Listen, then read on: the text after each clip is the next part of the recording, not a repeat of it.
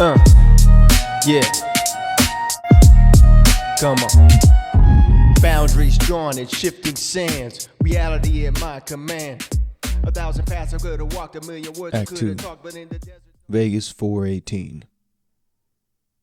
I came to consciousness, sprawled across the hood of a taxicab. I felt metal summer hot beneath my cheek, while spring air swirled around me. That's life in the valley. Contradictions that never resolve. Vegas-418's sun hung low and bloated in the sky, a deep crimson orb that cast everything in an unsettling blood-tinted light that transformed the familiar into something alien. The air smelled sulphurously and cinnamon. A madly blaring car horn jammed into my ears. "You gonna lie there on my fucking hood all day, buddy?"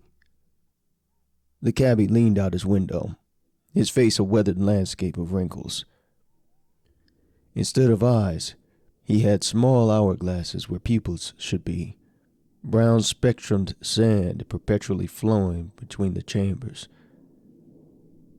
I slid off the hood and landed with a thud as I steadied myself against the vehicle. Transition sickness. Ugh. It happened sometimes when crossing between particularly divergent realities. My inner ear struggled to adjust to the slightly different laws of physics. "I need to get to the Luxor," I said, trying to formulate my words clearly through my nausea. "There's a situation developing there with potential implications for the chronological stability of this sector, and I need to assess whether it's localized or symptomatic of a broader transdimensional event pattern, so if you could—" "What the fuck? Buddy, you gonna ride or not?" I quit myself rambling and simply produced, then waved, a $20 bill that featured Howard Hughes instead of Jackson. Dimensional money change. Better than any ATM. Here, money was still a universal language. "Now that I understand." He opened the door, and I compressed inside. We drove. The cabbie's sand eyes shifted as the city began to move by. "Tourist, huh? Chasing the youth fountains like everybody else?" I grunted non-committally, focusing on the strip through the window. In this Vegas, the casinos were even more grandiose, impossibly tall structures that seemed to defy gravity. The Stratosphere had twin towers connected by a bridge that housed an actual roller coaster. Dopplered screams flowed toward the street during each loop, spin, and dip. That smoky presence smell lived in the cab. Palm trees flashed fake along the inner median. The Bellagio fountains flowed upward, water arcing toward the sky before disappearing into clouds that perpetually hovered above the hotel. And the Luxor, it was enormous, at least 3 times the size of its counterpart in home Vegas. The Black Pyramid gleamed with emerald light, pulsing with visible strip-sign night electricity. "That there's a miracle of temporal engineering," the cabbie said, noticing my attention. "Inside that pyramid, time runs backward. Check in on Monday, check out on Sunday. That kind of thing. Out-of-towners. Those motherfuckers lose good money to get younger there." Age reversal, just like Harlow had briefed me. I watched carefully as we approached, noting the security detail at the entrance. Men in black suits with the same hourglass eyes as the cabbie. Time wardens. Jacks. Indigenous to Vegas-418, and a handful of adjacent realities. "This close enough?" the cabbie asked, stopping a block away. "Perfect." I paid him his hues and stepped out, feeling the weight of the M4 against my back. Now came the tricky part. In home Vegas, I could flash an oversight badge and gain entry to any facility. But here, Oversight was likely viewed as a hostile foreign power. Jacks at the door, with their disrespect for upper authority hard-lined lips, told me so. I wasn't welcome.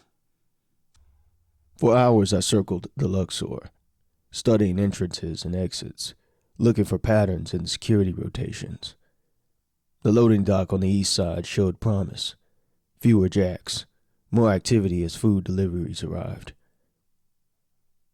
As I watched, a man in chef whites argued with the delivery driver, providing perfect cover for me to slip past them into the service corridor. Immediately, the interior of Luxor 418 disoriented me. The floors sloped at impossible angles. Corridors seemed to loop back on themselves. Wall clocks ran counterclockwise, their second hands moving with a fluidity that suggested time wasn't ticking forward, but unwinding. I felt the years peeling away from me, a tingling sensation across my skin. According to oversight training, the effect would be temporary for transitionals like me. Natives experienced it more profoundly. Following the energy signature I'd memorized from Harlow's briefing, I made my way deeper into the pyramid. The central atrium rose all 30 floors, but unlike home Vegas, this one was filled with a spiraling poison gas green mist.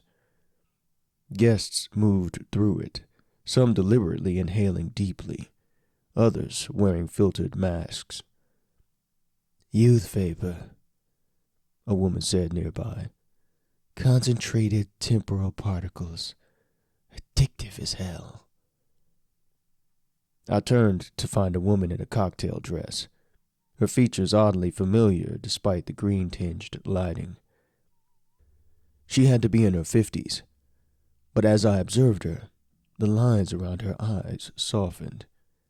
"First time?" she asked, offering me a crystal flute filled with the same green vapor. "No thanks, but you could help me with something else. I'm looking for someone," I said, showing her the photo of Marcus by the pyramid. "Have you seen this man? He's about 6 feet tall, African-American. Always speaks in complete sentences, calm disposition. Well, sometimes." She studied it, then me, clearly noting the resemblance between Marcus and I. Family resemblance, people often said, though we weren't related by blood. "The other warden," she murmured. "He said you might come." The rifle felt tighter behind my back. "Where is he?" Her eyes shifted toward a VIP elevator on the far side of the atrium. "Subterranean level, where the real fountain is." "Fountain?" "The source of it all." She pressed a key card into my palm. "He said to give you this if you came looking. Said you'd understand what's happening once you saw it." Before I could question her further, she dematerialized into the crowd, seemingly aging backward as she moved away, her walk, along with the rest of her merits, becoming more buoyant with each step. The VIP elevator required both the key card and a retinal scan. I pressed my eye to the reader without exhaling. If Marcus had programmed it to recognize me. "Welcome, Agent Calloway," the elevator announced in Marcus's voice. "Descending to Nexus level." "Marcus? You alive?"